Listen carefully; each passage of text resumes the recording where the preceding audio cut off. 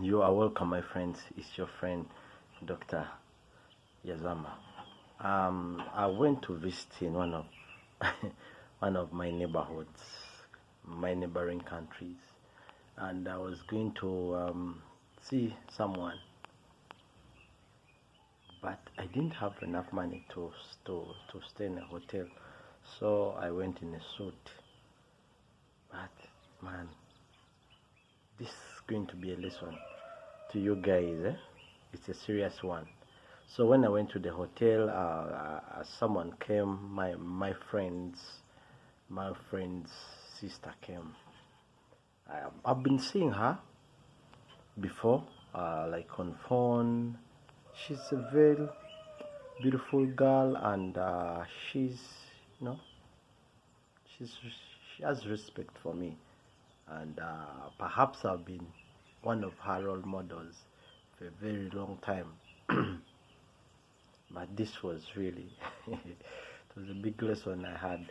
So when when she came over, I said hello. Yeah, she told me she had brought me food, and I rarely eat from people I don't really understand. I rarely eat even from those that I understand, but I rarely eat food from food that I've not cooked myself, or food that has not been prepared by a person I really understand.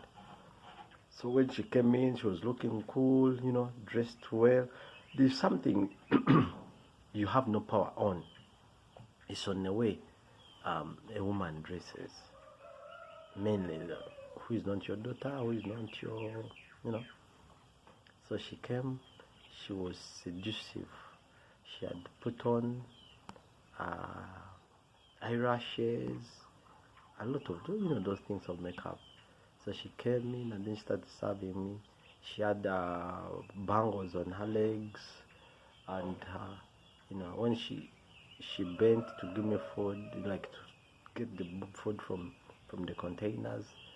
I looked at her, and then my mind started running on how beautiful she is, her body, all that started coming in my head.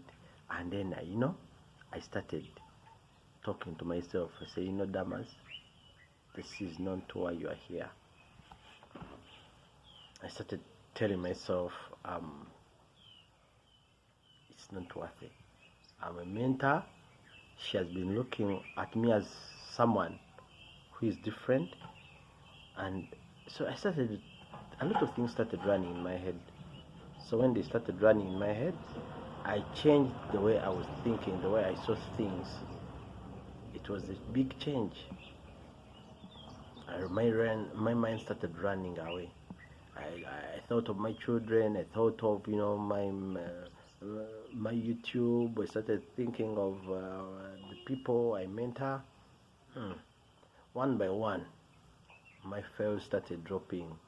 My interest was changed.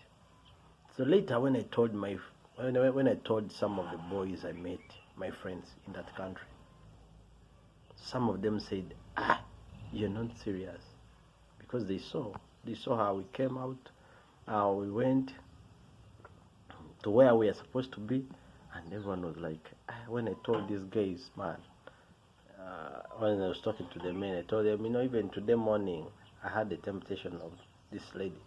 What? Man, some stupid guys said, some stupid boys over there said, man, maybe you have erectile dysfunction. I laughed. I'm like, no, it's not. It's okay if you think like that, but you should weigh things.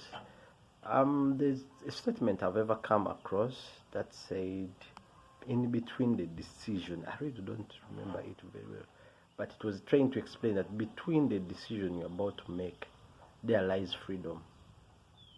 You can choose to fall a victim, or jump out of the thing. So me, I chose to jump out of that temptation that had come.